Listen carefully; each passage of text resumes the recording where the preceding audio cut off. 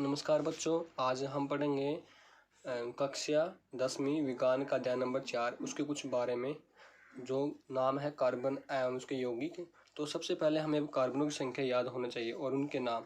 देखो, कार्बन की परमाणु संख्या, कार्बन है C, उसको हम बोलते हैं मिथ और उसका सूत्र है C। अगर एक कार्बन है तो उसको बोलेंगे मिथ C2, यानी कि अगर दो कार्बन है किसी संरचना में तो ये क्या बन जाएगा ईथ, उसको क्या बोलेंगे एथ। अगर 3 है तो प्रोप, 4 है तो ब्यूट, 5 है तो पेंट और 6 है तो हेक्सा। ये हेक्स भी बोलते हैं, ये हेक्सा भी बोलते हैं। आगे है एल्कीन का सूत्र CnH2n। इसके जो कार्बन कार्बन के बीच में डबल बॉन्ड है तो वह क्या आएगा, एल्कीन के वर्ग में आएगा। एक है एल्काइन CnH2n-2। कार्बन कार्बन के बीच में अगर 3 आबंध है, ये दोनों किस में आते हैं, आपके असंतृप्त हाइड्रोकार्बन में आते हैं। ठीक है। उसके बाद आ गया आपका एक एल्केन। जो एल्केन का सूत्र होता है, एल्केन, उसका जो सूत्र होता है CnH2n प्लस का 2 और कार्बन कार्बन के बीच में सिंगल आबंध होगा, डबल नहीं होगा। अब इनके बेस पे ही हमने इनके क्या करना है, नाम याद करने हैं। तो ये चीज़ ध्यान रखना कि एक कार्बन को क्या बोलते हैं मिथ, 2 कार्बन को एथ, 3 को प्रोप, 4 को ब्यूट, 5 को पेंट और 6 को हेक्स। और इनकी ये इस तरह से संरचना है। आगे हम इनके बेस पे, इनके आधार पे इनका नाम याद करेंगे। और ध्यान रखना, अगर किसी कार्बन के बीच में 2 आबंध या फिर 3 आबंध है, वो असंतृप्त क्या होगा, हाइड्रोकार्बन होगा, उसके साथ हाइड्रोजन जुड़ी होगी। और आगे है, अगर किसी कार्बन कार्बन के बीच में सिंगल आबंध है तो क्या हो जाएगा, वो संतृप्त हाइड्रोकार्बन होगा। तो आगे हम इसके बेस पे फार्मूले करते हैं, सूत्र करेंगे।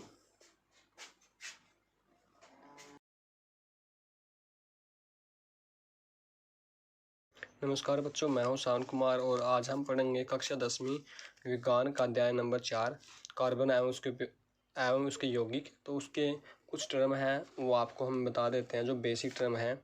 देखो, एक होता है सूत्र, एक होती है संरचना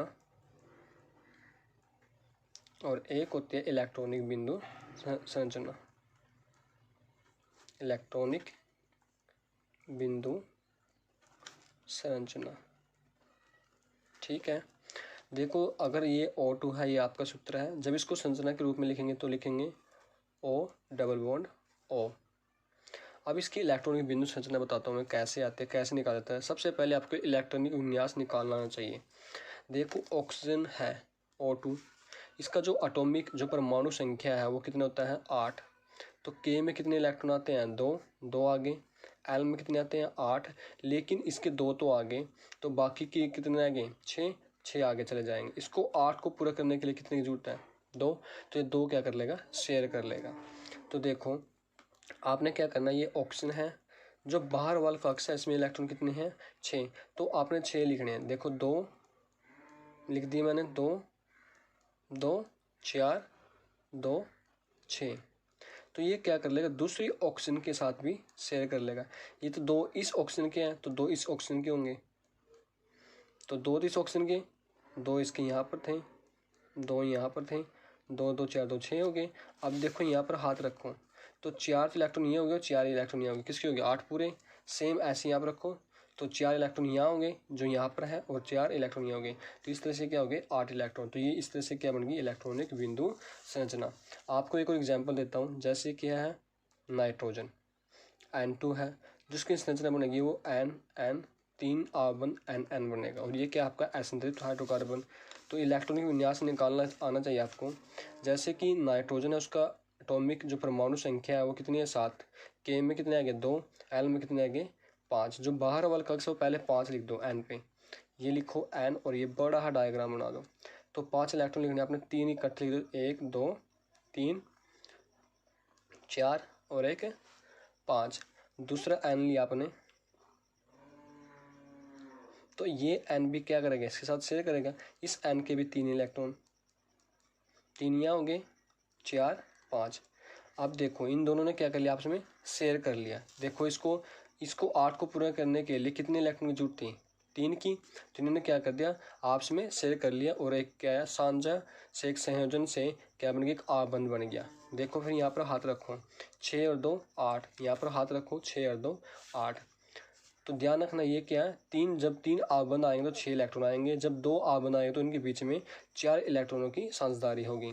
अगर मैं यहाँ पर लिख देता हूँ हाइड्रोजन, आपने पता ये परमाणु संख्या कितनी होती है हाइड्रोजन की, 1, तो के में कितने इलेक्ट्रॉन आते हैं, कुल 2, लेकिन इसके पास तो 1 है तो 1 आएगा। 2 को पूरा करने के लिए कितने की जरूरत होती है, इसको 1 को 2 पूरा करने के लिए तो इसको कितनी जरूरत पड़ेगी, 1।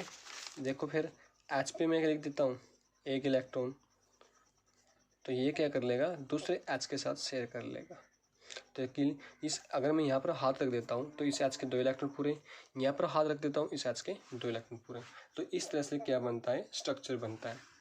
अब एग्जाम में आता है आपका, जैसे ये क्या है CH4 है, एक तो इसका नाम बताओ क्या है। एक तो ये सबसे पहले देखो इनके बीच में आबंध कौन सा है, तो इनके बीच में अगर ऐसे होता है तो H H H, ये तो आपकी संरचना। आबंध क्या है, सिंगल है, कौन से ग्रुप में आता है, एल्केन। तो एक कार्बन होता है उसको क्या बोलते हैं, मिथ।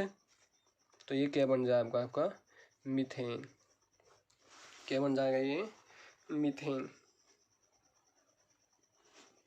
सेम अगर आपके पास ये फार्मूला हो C2H6 का, यानी कि C2 होनी चाहिए, यानी कि कार्बन की संख्या कितनी है 2, तो 1 और 2, और हाइड्रोजन कितनी है 6, तो 3 यहाँ पर लगा दो।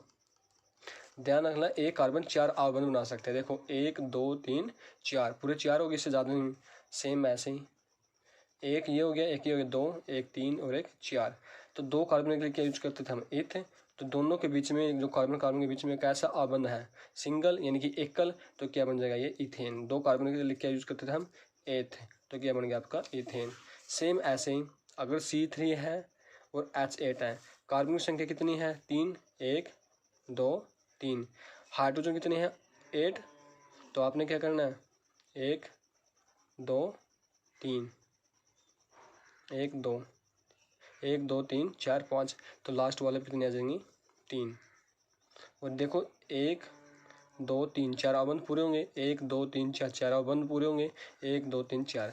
इसका अब नाम क्या हो जाएगा, 3 के लिए यूज करते हैं हम प्रोप, लेकिन क्या सिंगल आबंध है, एल्केन में आता है तो क्या लग जाएगा प्रोपेन। ये क्या बन जाएगा आपका प्रोपेन। तो ऐसे बनाना आपने ही। तो आपने C4H10 की ट्राई करके देखनी है, C5H12 की और C6H14 की, वो देखना आपने बना के आपसे बनती है या नहीं।